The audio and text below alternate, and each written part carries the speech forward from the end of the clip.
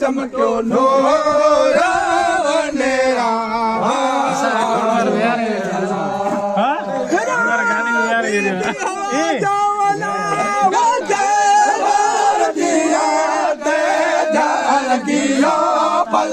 पलटो है चम्मा चमको नूरा वलेरा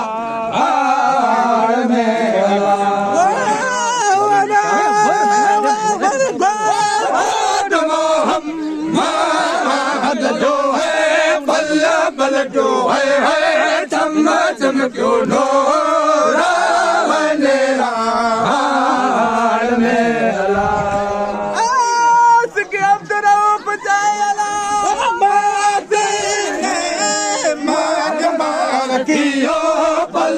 पलटो है चम्मा चमको नूरा वलेरा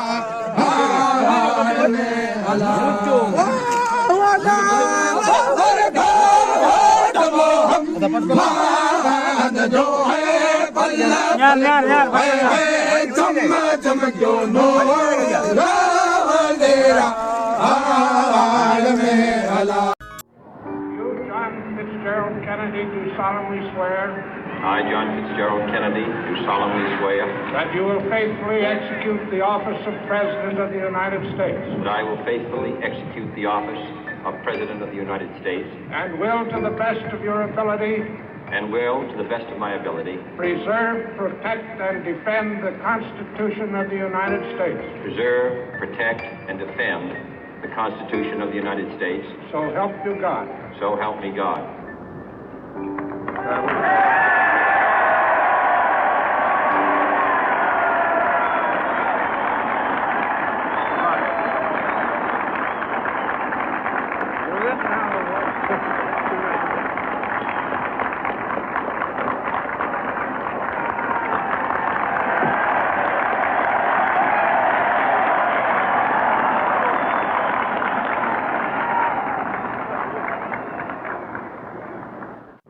Vice President Johnson, Mr. Speaker, Mr. Chief Justice, President Eisenhower, Vice President Nixon, President Truman, Reverend clergy, fellow citizens. We observe today not a victory of party, but a celebration of freedom, symbolizing an end as well as a beginning, signifying renewal as well as change. For I have sworn before you and Almighty God the same solemn oath our forebears prescribed nearly a century and 3/4 ago. The world is very different now, for man holds in his mortal hands the power to abolish all forms of human poverty and all forms of human life. And yet the same revolutionary beliefs for which our forebears fought are still at issue around the globe. The belief that the rights of man come not from the generosity of the state, but from the hand of God. We dare not forget today that we are the heirs of that first revolution. Let the word go forth from this time and place to friend and foe alike that the torch has been passed to a new generation of Americans born in this century, tempered by war, disciplined by a hard and bitter peace, proud of our ancient heritage, and unwilling to witness or permit the slow undoing of those human rights to which this nation has always been committed and to which we are committed today at home and around the world.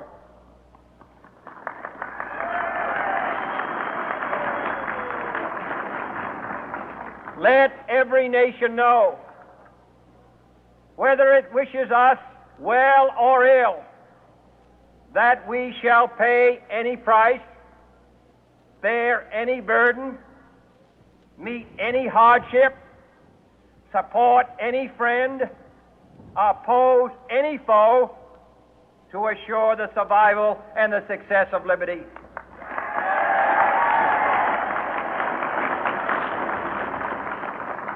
This much we pledge and more. To those old allies whose cultural and spiritual origins we share, we pledge the loyalty of faithful friends. United, there is little we cannot do in a host of cooperative ventures. Divided, there is little we can do, for we dare not meet a powerful challenge at odds and split asunder. To those new states whom we welcome to the ranks of the free, we pledge our word that one form of colonial control shall not have passed away merely to be replaced by a far more iron tyranny. We shall not always expect to find them supporting our view, but we shall always hope to find them strongly supporting their own freedom, and to remember that in the past, those who foolishly sought power by riding the back of the tiger ended up inside.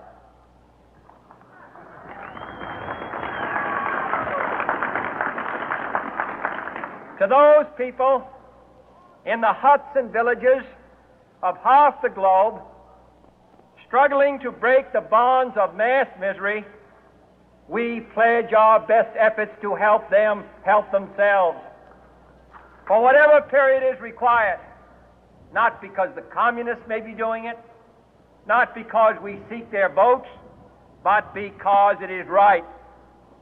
If a free society cannot help the many who are poor, it cannot save the few who are rich.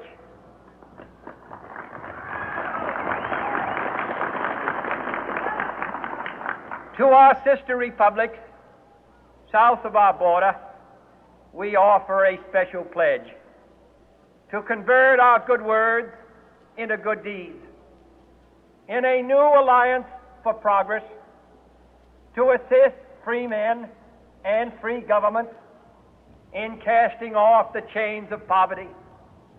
But this peaceful revolution of hope cannot become the prey of hostile powers. Let all our neighbors know that we shall join with them to oppose aggression or subversion anywhere in the Americas. And let every other power know that this hemisphere intends to remain the master of its own house.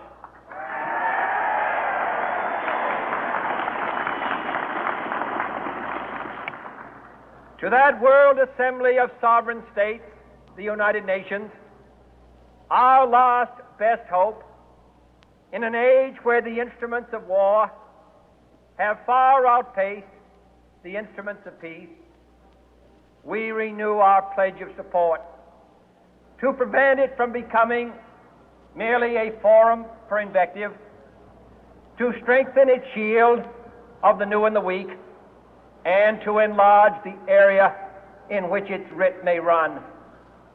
Finally, to those nations who would make themselves our adversary, we offer not a pledge, but a request that both sides begin anew the quest for peace.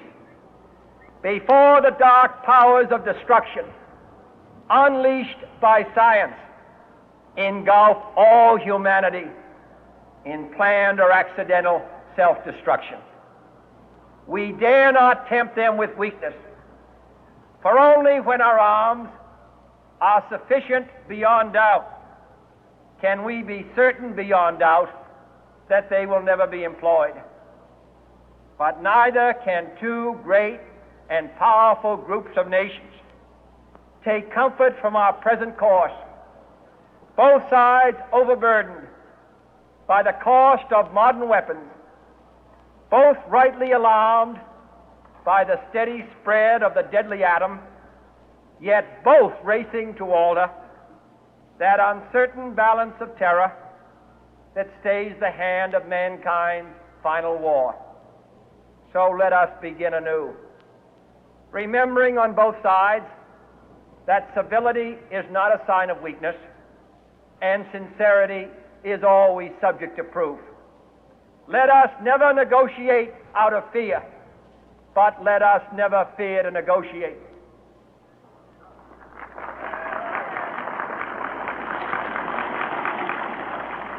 Let both sides explore what problems unite us, instead of belaboring those problems which divide us. Let both sides, for the first time, formulate serious and precise proposals for the inspection and control of arms, and bring the absolute power to destroy other nations under the absolute control of all nations.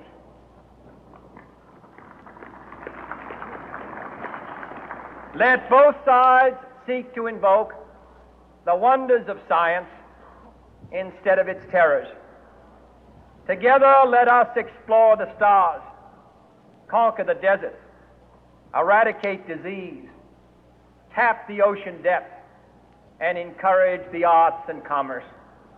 Let both sides unite to heed in all corners of the earth the command of Isaiah to undo the heavy burden and let the oppressed go free. And if a beachhead of cooperation may push back the jungle of suspicion, let both sides join in creating a new endeavor, not a new balance of power, but a new world of law, where the strong are just and the weak secure and the peace preserved. All this will not be finished in the first 100 days, nor will it be finished in the first 1,000 days, nor in the life of this administration, nor even perhaps in our lifetime on this planet. But let us begin.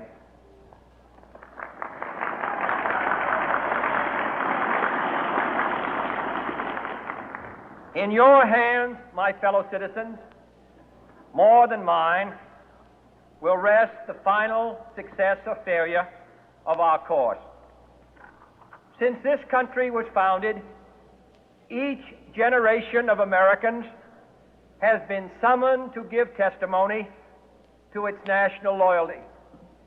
The graves of young Americans who answered the call to service surround the globe.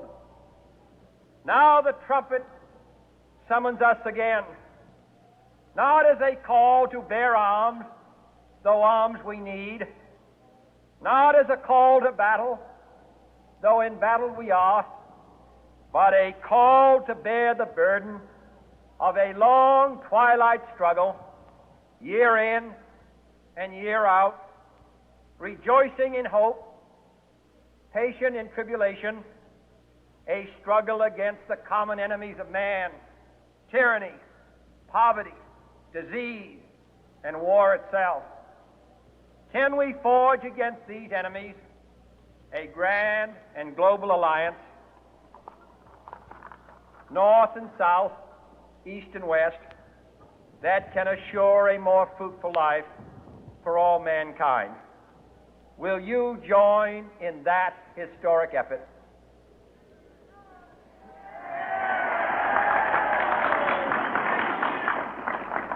In the long history of the world, only a few generations have been granted the role of defending freedom in its hour of maximum danger. I do not shrink from this responsibility. I welcome it.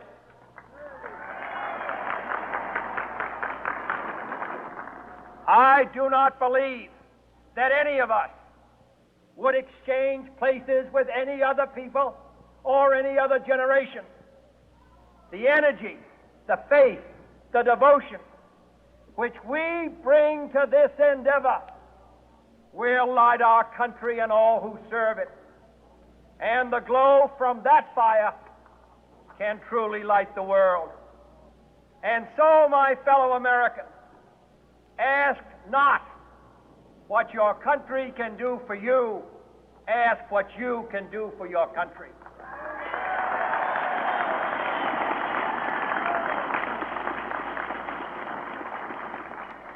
My fellow citizens of the world, ask not what America will do for you, but what together we can do for the freedom of man.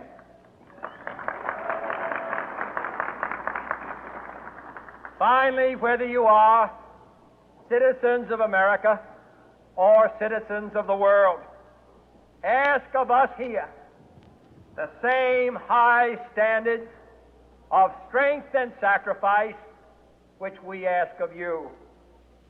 With a good conscience, our only sure reward, with history the final judge of our deeds, let us go forth to lead the land we love, asking His blessing and His help, but knowing that here on earth God's work must truly be our own.